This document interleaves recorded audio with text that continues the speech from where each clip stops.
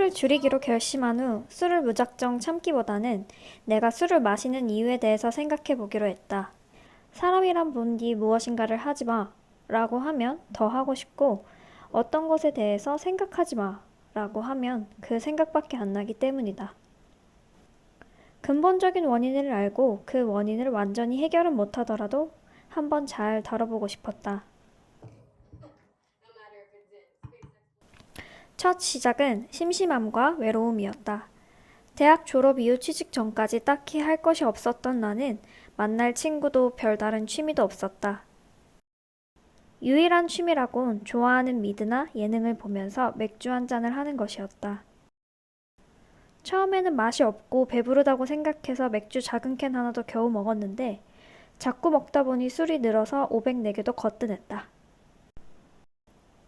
맥주력이 상승하던 즈음 독립을 하게 되어 원룸에서 살게 되었다.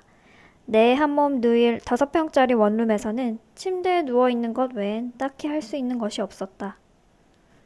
침대에 누워서는 주로 예능, 넷플릭스, 유튜브 등을 많이 보았다. 지금도 즐겨보는 나 혼자 산다에서는 종종 연예인들이 맛있는 음식과 함께 혼술을 하는 장면이 나온다. 그 장면들을 보면 더 술이 땡겼다. 혼자서 술을 먹는 게 처음엔 죄책감이 조금 있었는데 그런 컨텐츠들에 자주 노출이 되다 보니 현대사회에 살아가는 직장인으로서 퇴근 후 맥주 한 잔은 당연한 리추얼처럼 생각을 하게 됐다. 그 외에도 유튜브에서 술 먹는 컨텐츠들을 즐겨보았고 그걸 보고 나면 당연히 술을 더 먹게 됐다. 힘든 하루를 보낸 나에게 보상처럼 이 정도는 괜찮다고 생각했다. 그리고 그것이 나의 유일한 스트레스 해소 방법이었다. 동호회나 학원 등 다른 걸 시도해볼까도 생각했지만 돈도 아까웠고 모르는 사람을 만나는 것도 부담스러웠다. 그렇다고 친구를 불러내자니 바쁜데 괜히 방해하는 건 아닐까 하는 생각이 들었다. 나에겐 10,000원만 있으면 가장 쉽고 빠르게 나를 기분 좋게 만들어주는 맥주가 있었다. 이쯤 되니 그냥 밤의 습관이 되었다. 무더운 여름. 냉장고에서 갓 꺼낸 캔맥주를 마실 때의 청량감은 매우 중독적이었다.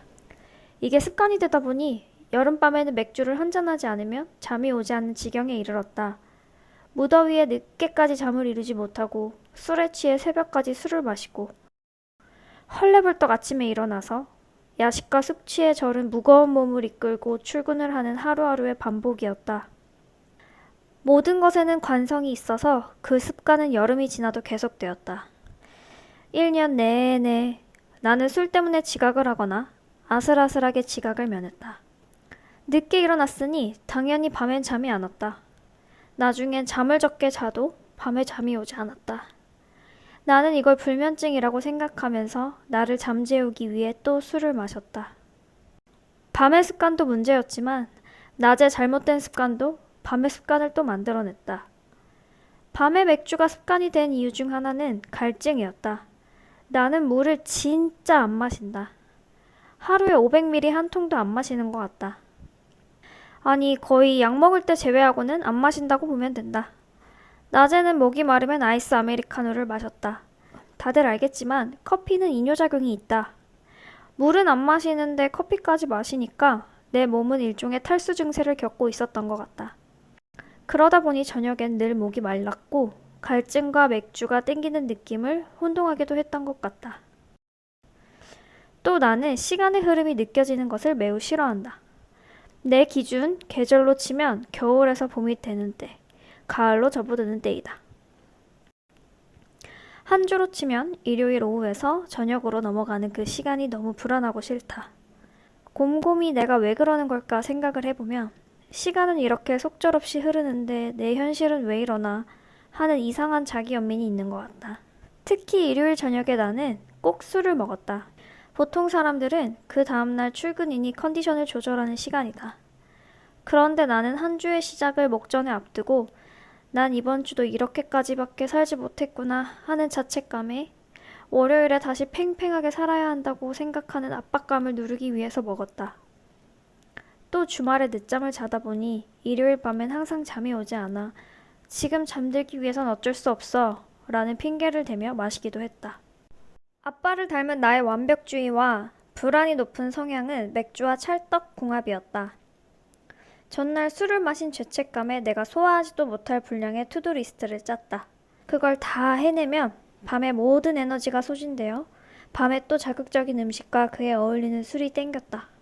그걸 다 해내지 못하면 난 또 실패했다는 생각에 나 자신을 괴롭힘과 동시에 위로하고 싶어 술이 땡겼다. 술을 마시면 금방 기분이 좋아졌다. 나 자신과 온 세상에 너그러워졌다. 그때만큼은 내 안에 보이지 않는 팽팽한 끈도 사르르 풀어졌다. 불안했던 내 미래도 전혀 걱정되지 않았다. 이 정도의 삶도 꽤 만족스럽다고 생각했다. 카톡 목록을 뒤지며 평소 연락하고 싶었던 사람들에게 사랑한다고 고백했다. 그리고 그렇게 술로 만든 나의 기분은 알코올이 분해됨과 동시에 전보다 더 나빠졌다. 다음 날이 되면 이불킥은 물론이고 망가진 나의 삶을 다시 고쳐야 된다는 생각에 더 완벽하고 빡세게 삶을 살아낼 것을 스스로에게 요구했다. 나의 이 이상한 완벽주의는 다이어트에도 적용되었다. 운동을 열심히 하는 것까지는 좋았다. 하지만 내가 보디빌딩 선수도 아닌데 인스타의 인플루언서들처럼 닭가슴살과 채소 위주로 구성된 식단을 하기 시작했다. 이걸 해내는 날도 물론 있었다. 하지만 밤에 일찍 잠들지 못했던 나는 어떨 땐 배고픔을 참았고 어떤 날엔 배고픔을 맥주로 채웠다. 왠지 음식보단 맥주가 살이 덜 찔 것 같다는 잘못된 생각을 했다. 사람은 닭과 풀만 먹으면서 살 수 없다. 이는 인간의 본능을 무시하는 것이다. 당연히 이 비정상적인 식단은 실패할 수밖에 없었다. 물에 숨을 참고 들어가면 한동안은 참을 수 있지만 수면 위로 올라오는 순간 평소 호흡보다 더 큰 들숨을 쉬어야 하는 것처럼 음식을 참다가 한번 터지면 더 어마어마한 양의 음식을 먹어야 했다. 그리고 그땐 평소보다 더 자극적인 음식을 찾게 되었고 그 혀에 남아있는 달고 짠맛을 입가심해줄 맥주는 늘 함께였다. 이렇게 내가 알코올에 의존하는 과정을 쭉 생각하고 보니 사실 몸이 힘들고 목이 마른 것보다는 잘못된 완벽주의, 불안함, 외로움, 불면 등 정신적인 문제가 가장 컸던 것 같다.